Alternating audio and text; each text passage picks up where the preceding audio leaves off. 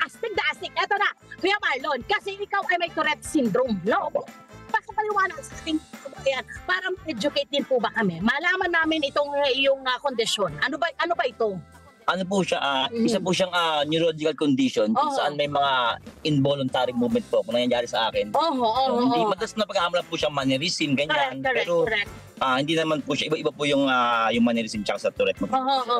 Dito sa video lang kasi po sila ng Tourette syndrome. Yan, nakikita nyo yung parte yun ng kondisyon. Kaya kayo na mapapasakay dito kayo sa Kuya Marlon. Ganyan mo talaga. Kasi lagi tayong alerto. Opo, ma'am. Hindi ka gisay, hindi ka talaw. Hindi po, ma'am. Sinagising po. Kagandahan to. Safe din po mga sakay ko. Sir, nakuha mo sa... bakit ka nagkaroon ng ganitong klaseng kondisyon? Pakipaliwanag sa amin, Kuya Marlon. Ano po siya, ma'am? Sa jeans po siya. At nung lumabas po sa akin yung mga sign niya, ano pa lang ako, mga 6 years old pa lang ako. Habang lumalaki ako, dumadami yung mga tics ko. So, siguro yung mga yung tawag tics. Tapos po? Yung tics po, doon kasi po meron pong vocal tsaka motor. Yung sa vocal po, yung mga may pa sumisigaw, may nasasabi hindi maganda. So, yung sa akin naman, motor tics, yung sa akin, mga movements po. Okay. Yung mga ano ko. Tapos yun, habang lumalaki ako, mas dumadami yung mga yung mga tics ko. Po habang pagmalaki ka, mas marami yung yung tics na nakukuha mo. Siguro po dahil sa ma'am, kasi kumbaga parang parang siyempre mas malaki ka. Marami kang iniintindi sa buhay. Marami na rin stress. Parang siya isa sa mga nag-trigger yung mga ganong sinabi. So, mga trigger mo actually, nakwentuhan ako ng konti kay Marlon. Mga trigger niya, sobrang masaya, yung mga na-excite siya. Siyempre, pag may anxiety din siya, na-stress din siya, kasali din yun sa nagiging trigger. Ay, nako! Ano mga nagiging Kasi ito na nag-violent ka yung fun.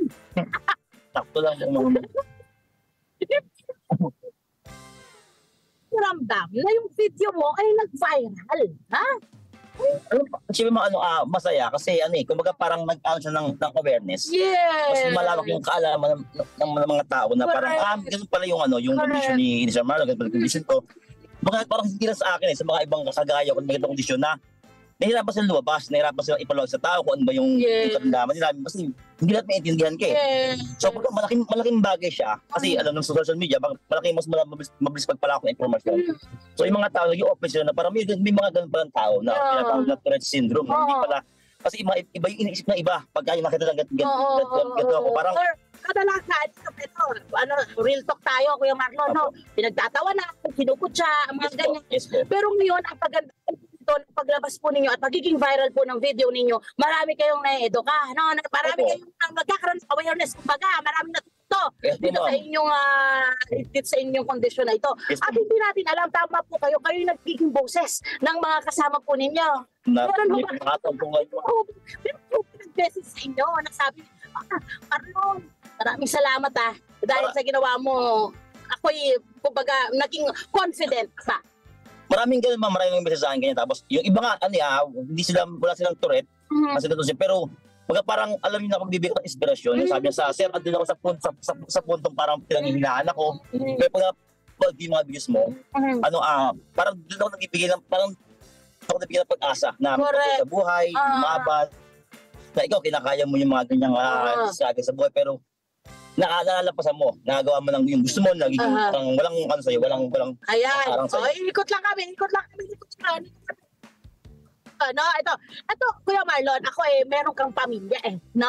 Yes, po. So, anong reaksyon ng pamilya mo dito sa inyong kondisyon? At the same time, dito sa bagong kasikatan na meron ka. Diba? Sa kondisyon ko, ma'am, parang yung sa kanila parang normal lang pala sa lahat Baga yung asawa ko nga, ma'am, nagsama kami na hindi namin Ano po, Rio po. Ay, Rio. Shout out po sa asawa si Rio. Baga parang, ma'am, nagsama kami na hindi namin usapan, hindi binagit sa akin na ano ba yung mangyari sa'yo. Hindi sinabi yun, ma'am, sa akin. Pag mga anak ko, parang lumaki silang normal na papa nila. That is so beautiful. Parang lahat walang nangyayari kakaiba. Oo. Parang kumbaga parang mas sila nga parang doon na naisip na parang nung mag-viral ako, doon na parang Kaya nga, parang doon parang meron parang gano'n si Papa, meron pa lang parang doon na napag-usapan na. Parang doon napansin na, oo nga na parang may gano'n pa si Papa. Sila ba yung si Kuya Marlon, sila ba yung parang pinaka-rock mo para magpatuloy ka, hindi ka mawala ng pag-asa, lumaban. Kasi 'di ba parang sa kanila normal lahat ito Parang walang kakaiba. 'Di ba? Ako kasi yung pinaka ko sa pinakakapitan ko para sa maging matatag ako, pamilya ko. Sila sa lahat inaalit ko lahat ng ginagawa ko. Sa kanila ako mas nagpupursige. Mga parang binuo ko sila, andyan sila. So kailangan ko silang alagaan, kailangan ibigay pangangailangan nila. Yung nagpapatibay sa akin. At saka syempre yung mga tao din na alam mo yung parang nahusgahan ako. Sabi na pagtawan ako, nasabi hindi mo kaya. So gusto kong baliin yung paniniwala nila. At gusto kong itanong sa'yo, pag hindi kaya ang Tourette syndrome, lahat mo kaya namin gawin. Walang hindi kaya. Lahat kaya namin kakayanin. Ganun po yun namin. Alam niyo po ako, sa tingin ko po dyan sa ginagawa niyo, doon sa ginagawa niyo pagpaglaban, pagpapatuloy, no? Ginagawa niyo yung inyong responsibilidad bilang isang padre de pamilya, no? Feeling ko pa nga, kayo pa yung kanilang kayo yung kanilang pinagpugutan ng lakas. Kasi kayo ang epitome kumbaga ng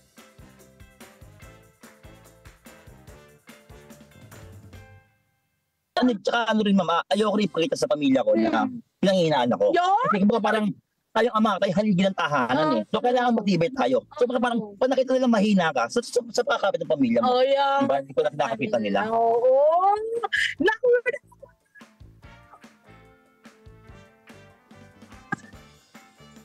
Salamat at ikaw ay nag-inspirasyon. Actually, dagdag ka sa inspirasyon ko. Mabuhay ka.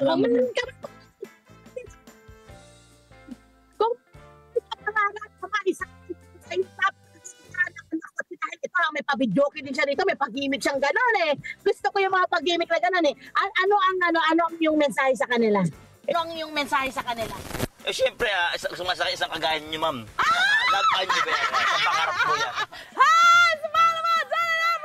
Mga Kanet 25, this is Love Anyo Verbo.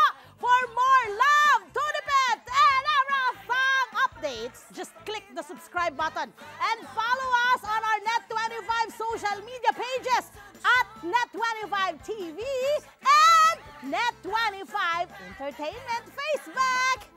See ya. I love ya.